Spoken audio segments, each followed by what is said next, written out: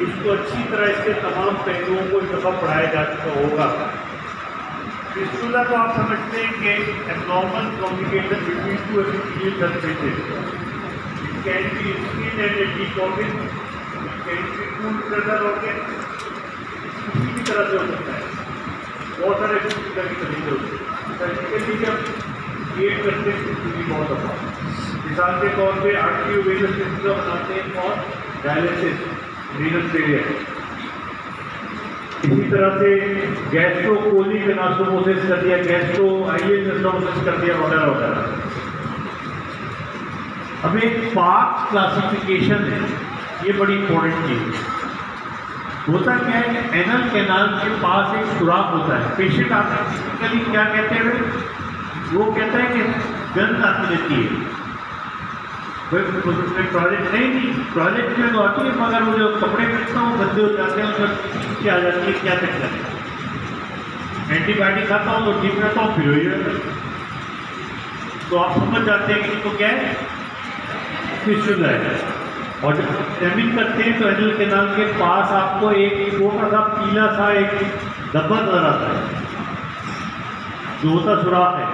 जब आप उसके अंदर प्रोब डालते हैं, हल्के सी 25 प्रोब डालते हैं इंच के बराबर में, तो वो अंदर जाती है। मान होते हैं तो एक सुरंग है, ये तो एक सुरंग है जो कि हाल से लेके अंदर एनल कैनाल में जाके खुल रही है। दूसरे लफ्जों में एनल। अब एनोरेक्टल फिस्टुला होते कितने टाइप के हैं, इनके मसले क्या हैं और इनका ट्रीटमेंट में क्या बातें देखनी चाहिए, ये इम्पोर्टेंट है। अगर आप गौर से तो सुन लें आज और नशीन कर लें और जो लिखना हो वो लिख लें, तो इंशाल्लाह आज के बाद आपको फिर से प्रॉब्लम नहीं होनी चाहिए। ये बिल्कुल जैसे मैं लास्ट टाइम बता रहा था हेडेक के बारे में, ये बिल्कुल लेटेस्ट जो है इंटरनेशनल जो इसकी अंडरस्टैंडिंग है उसके मुताबिक मुफ्त किताब में ऐसी बात चीज़ में ना आई, आगे जाके नए लिख सकते हैं। पार्ट्स क्लासिफिकेशन बहुत पुरानी क्लासिफिकेशन है उसको, लेकिन इन्होंने इसमें ये टाइप बताया। मैंने एक तो बताया कि सबसे कॉमन कौन सा है, इंटरस्फिंक्ट्रिक। इंटरस्फिंक्ट्रिक 70% यानी 2/3 से ज़्यादा यही होते हैं। चौथाई बाकी रिजल्ट कहाँ होते हैं। फिर एक्स्ट्रा स्फिंक्ट्रिक और supra sphincteric. Intersphincteric will be internal and external sphincter, सबसे कॉमन। दूसरे नंबर पे ट्रांसस्फिंक्ट्रिक तकरीबन 23%। ये एक्सटर्नल स्फिंक्टर से टिश्यू रेक्टम फोसा में जाता है। Extra sphincteric passes from the rectum to the skin through the levator nile, और सुप्रा स्फिंक्ट्रिक इंटरस्टिशियल प्लेन में जाके प्यूबिक। अच्छा ये इससे आपको और आसान करते देखें, ये देखिए, ये जो है इसके अंदर ये जो है ये है एक्सटर्नल स्फिंक्टर और ये जो है ये इंटरनल स्फिंक्टर। ये है डेंटेड लाइन, ये है एनल कैनाल, ये रेक्टम है ऊपर, ये इंटरनल स्फिंक्टर है, ये एक्सटर्नल स्फिंक्टर है, ये इंटरस्फिंक्ट्रिक प्लेन है, ये इसके से बाहर। तो इसमें अब आप देखिए कि कहाँ पे क्या होता है। एक्सटर्नल स्फिंक्टर के 3 पार्ट होते हैं।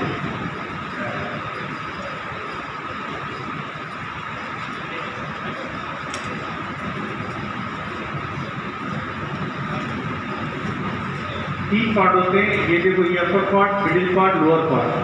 इंटरनल स्फिंक्टर जो है वो उसके एक ही पार्ट होता है। एक्सटर्नल स्फिंक्टर जो है वो आमतौर पर एक मसल होता है, अलग से एक मसल होता है।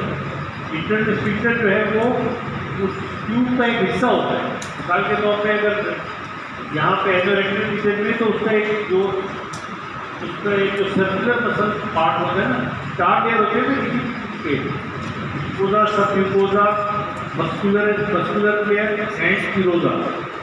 जो मस्कुलर लेयर होती है उसके inner circular and outer longitudinal होते हैं। जो इनर सर्कुलर होता है वो थिकिन होके स्फिंक्टर बनाता है, उसको इंटरनल स्फिंक्टर कहते हैं। यही ब्लैडर में होता है, यही यहाँ रेक्टम में होता है, यही फाइब्रोरस में होता है, यही लोअर ओस्मेटस में होता है कि जो सर्कुलर मसल जो है वो थिकिट होके इंटरनल स्फिंक्टर बनाता है, जबकि एक्सटर्नल मसल एक्सटर्नल स्फिंक्टर जो है वो सेपरेट पार्ट होता है। अब इसके अंदर ये 5 आपने देखिए,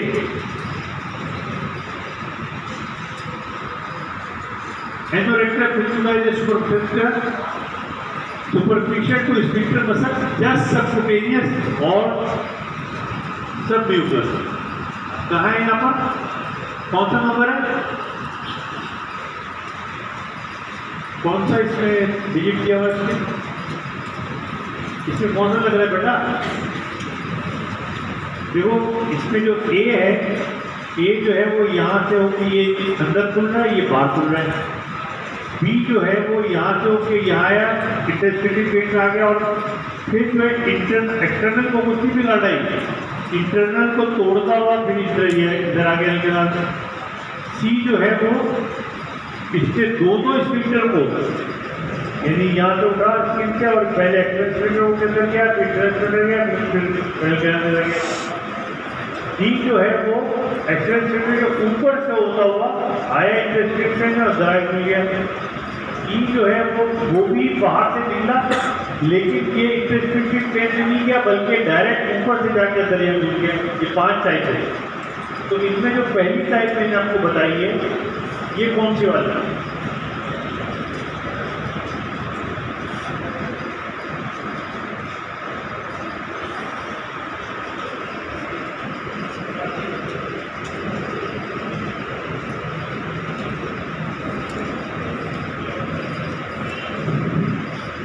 सुपरफिशियल फिस्टुला कौन सा है? डी।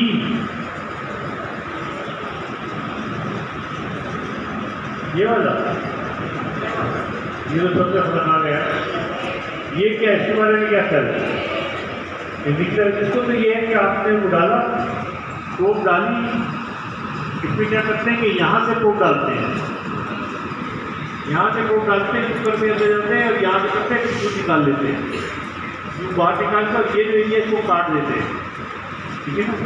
इसको कहते हैं laying open of the fistula in ano. और ठीक हो जाता है, सिंपल सा क्वेश्चन है।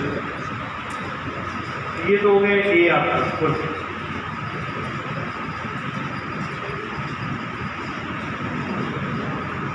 दूसरा क्या है, इंटरस्टिशियल फिस्टुला। इंटरस्टिशियल प्लेन में होता है, external of the unity the perineal skin close to level work.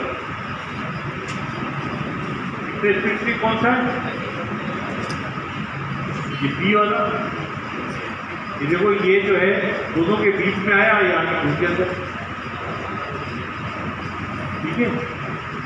यानी एक्सटर्नल स्फिंक्टर को उससे कुछ नहीं किया, नीचे से आया, नीचे से इंटरस्टिशियल प्लेन में आया और इंटरनल स्फिंक्टर को में सुराख करता हुआ एनल के नाल में जाके घुस गया। तो ये क्या हुआ, इंटरस्टिशियल हो गया।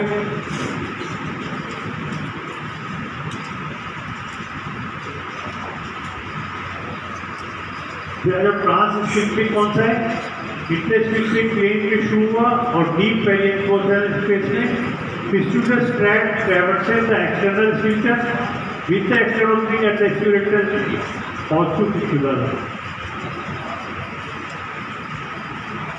ये कौन सा हुआ?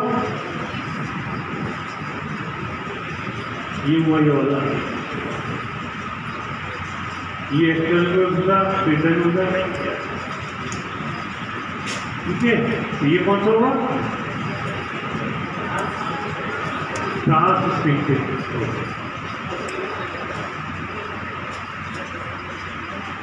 चौथा क्या हुआ? सुप्रा स्फिंक्टर। वो इंटरनल स्फिंक्टर प्लेन में गया, मिड चरण में ऊपर तक गया और ट्यूबो रेक्टाइलिस में जाके घुसा था।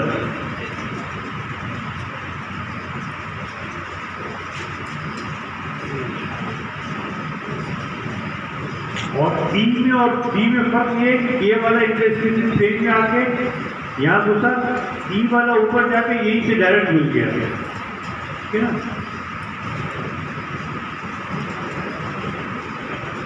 वो एक्स्ट्रा स्फिंक्टर कहलाएगा।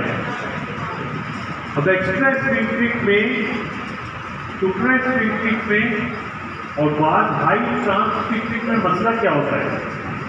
ये क्लासिफिकेशन क्यों इंपॉर्टेंट है? आप डालें इसको, डाल के वापस बाहर निकालें और काट दें उस मसल को, क्या मसला है? काट के आराम हो गया काम है क्या?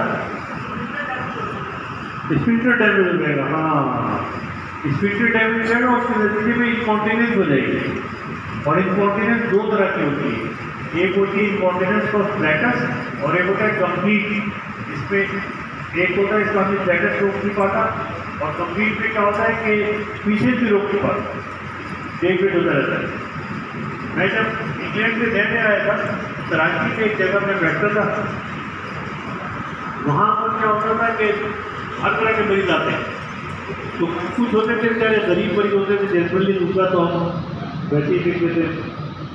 कुछ होते थे जो कि ठीक है उसके पास पैसे थे, अपने इलाज पर खर्च करते थे, इलाज कराते थे। कुछ होते थे पैसे वाले होते थे, लेकिन होते थे बड़े कंजूस, वो बार्गेनिंग करते। तो मैंने उसको एक उसूल ये बनाया था, मैंने कहा बार्गेनिंग नहीं, इफ यू आर अफोर्डिंग तो ये रेट से आप ये इसमें पे करें और जाके तो मुझसे पैसे की बात ना करें। पैसे की बात करें तो मेरे फ्लोर पे 3 और सदस्य बैठे थे, मैंने कहा वहाँ चल रहे हैं, वहाँ से करा। तो एक दफ़ा क्या हुआ कि एक आदमी जो है वो आया मेरे पास और उसने देखा उसको फिस्टुला था, विच लुक हाई फिस्टुला टू मी।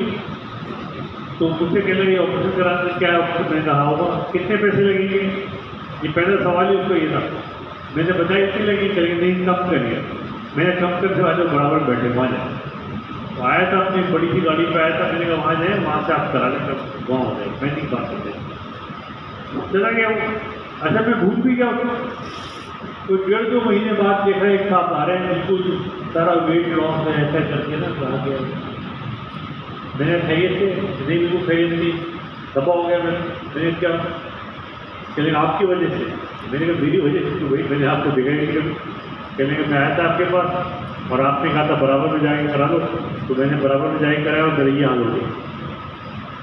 मैंने क्या हो गया कि ले कि वो कंट्रोल ही भी नहीं चीज़ें, हर वक्त नीचे पैड पहन के रखता हूँ और ज़िंदगी खराब हो गई, ना खाने का नहीं चाहता है ना पीने का नहीं चाहता। मैंने काफ़ी सोचा, बिल्कुल नहीं याद है। मैंने कहा आप वो थे तो कैसे कम कराओ? कहने का हाँ, तो मैं जाहिर आदमी जाता है तो भाव तो करता है। मैंने कहा बात जगह फिक्स भी होती है चीज़ें, हर जगह भाव नहीं करना चाहिए, कि क्वालिटी भी देखनी चाहिए। फिर मैंने अब उसको बेचारे को मैंने फिर उसका 3 ऑपरेशन किए हुए।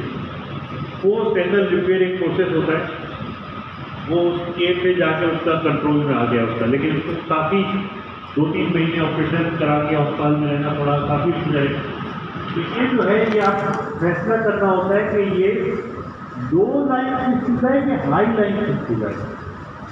उसके लिए कभी कभी आप फिस्टुलोग्राम भी कराना पड़ता है, यानी जो बाहर की ओपनिंग है उससे फिस्टुला में कंट्रोल डालते और एक्सरे लेते हैं तो आपको मिलता है कि अंदर की ओपनिंग किधर है और उसकी रिलेशनशिप क्या है।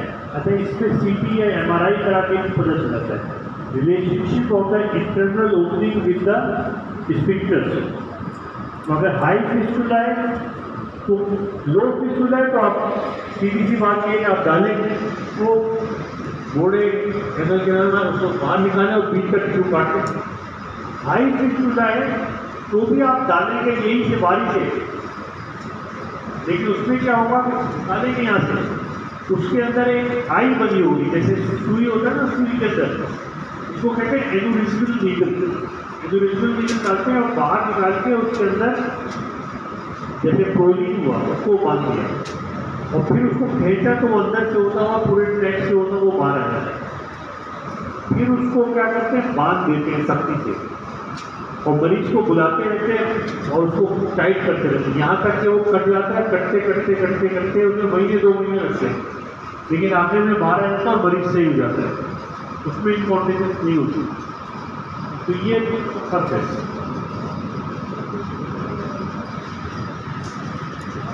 Both aerobic and anaerobic bacteria have been found to be responsible for abscess formation.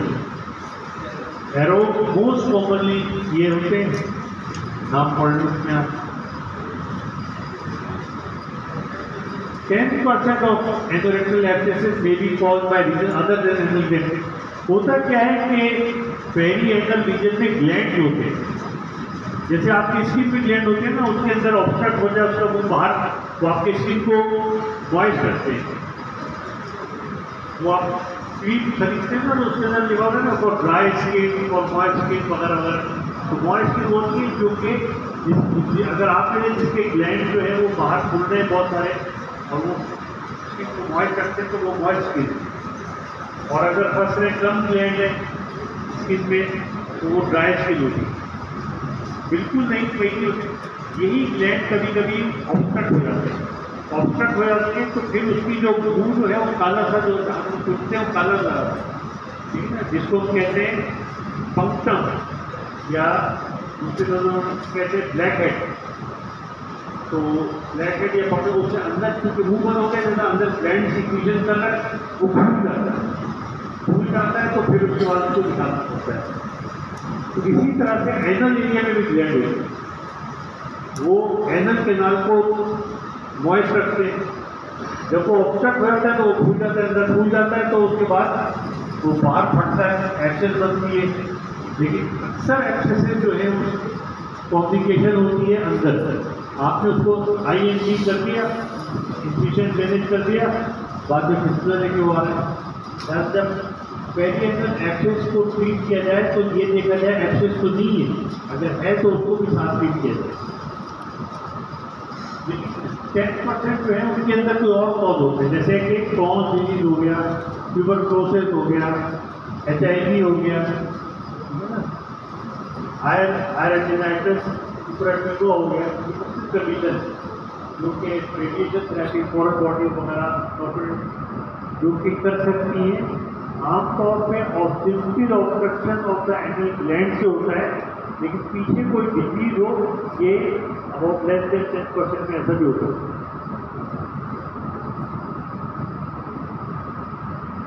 One is searching for a fistula stacked opening in anal canal, तो Goodsall's rule। अभी अगर आप पार्ट्स क्लासिफिकेशन बताइए, दूसरी चीज याद रखिए कि Goodsall's रूल। Goodsall's रूल क्या होता है? Goodsall's रूल ये होता है कि एक्सटर्नल ओपनिंग एंटीरियर की तरफ यदि पेट को लिथोन की पोजीशन में रखें और एनल कैनाल से साइड में एक ट्रांसफर लाइन बनाएं। सामने एंटीरियर हो गया, पीछे पोस्टीरियर तो ठीक है ना, कि वो है तो एनल कैनाल इसी लाइन से ये एंटीरियर हो गया, पोस्टीरियर हो गया।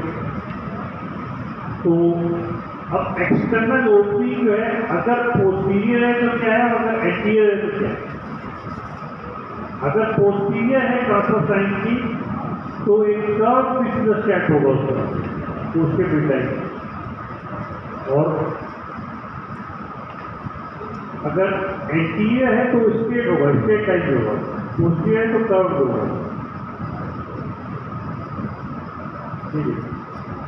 जैसे आप ट्रांसफर लाइन भेजिए आपने एंटीरियर फिस्टुला से जा रहा है, पोस्टीरियर कर्व होकर मिड लाइन में आ रहा है, से ज़्यादा है तो ये बिल्कुल नहीं रहा। तो पोस्टीरियर वाला जो है वो कर्व होता है, मिड लाइन में आके आता है, एंटीरियर डायरेक्ट आता है। इसे कहते हैं Goodsall's रूल। लेकिन एंटीरियर जो डायरेक्ट आ रहा है इसके लिए एक शर्त है। शर्त ये है कि within 3 to 5 centimetre of anal verge जाए। अगर उससे ज़्यादा जैकेट है तो फिर ये जरूरी Goodsall's रूल नहीं करता। 5 सेंटीमीटर से ज़्यादा दूर है अगर एनल के नाम पे एक्टर ओपनिंग तो Goodsall's रूल नहीं करता। ट्रीटमेंट क्या है, ये जो मैंने आपको बताया था कि एडुलसर डिजीज डालते हैं हाई फिस्टुला में, इसको कहते हैं सीटल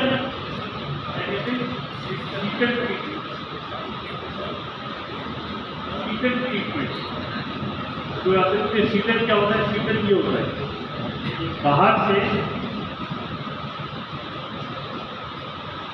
यहाँ से आपने एडुलसर डिजीज डाली, यू आए और यू एनल कैनाल से निकाल दिया आपने, तो निकाला और उसके बाद बीच में ये बांध दिया। जो बांधते हैं और टाइट करते रहते हैं ये खुद ही कट हो जाए, इसको कहते हैं सीटर ट्रीटमेंट। और अगर चाकू से वही खोल रहे हैं तो उसको कहते हैं laying opening of the fistula ही नहीं या फिस्टुलॉटमी भी कहते हैं। एक और प्रोसेस होता है उसे कहते हैं फिस्टुलेक्टमी। अगर वो उसका कुछ एडवांटेज नहीं, बड़ा ऑपरेशन है और लेई ओपन से ज़्यादा उसको कोई फायदा नहीं। ज़्यादा मैं कहता हूँ ना करूँ पर नाम बताना चाहिए। ये नए तरीके हैं बहुत सारे। इसमें फ्लू थेरेपी जो है वो तेजी से आगे बढ़ रही है और इसकी उम्मीद है कि कुछ ना कुछ दुनिया में आ जाएगी।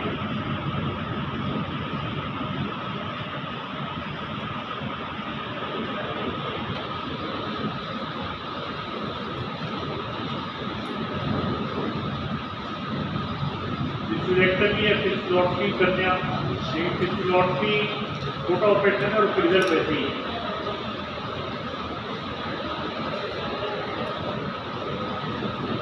तो ये वाली जो है कि हाई अगर फिस्टुला हाई लेवल फिस्टुला है तो उसके अंदर फिस्टुलॉटमी या फिस्टुलेक्टमी नहीं करते। इसमें क्या होता है, सीजन लगाते हैं, season reduce the risk of incontinence.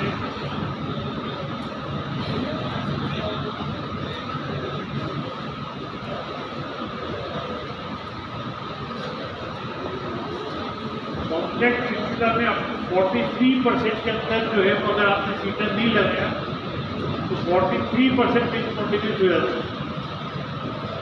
आप हमें ज़्यादा शक हो, यदि ये क्लियर बात है कि अगर आपको शक है कि ये हाई है कि लो है तो आप सीजन क्या करते हैं, थोड़ी देर वो फॉर होगा मगर वो बड़ी कॉम्प्लिकेशन से बच जाएगा। Stay on the safe side. जब आपका क्लियर हो कि ये दो फिस्टुला है फिर तो आप बोल दें, स्टॉप निकल दें, जब चेक भी करना चाहे तो वो कर दें। लेकिन अगर हाई फिस्टुला है या आपको शक है कि हाई फिस्टुला है तो आप सीजन अप्लाई करें।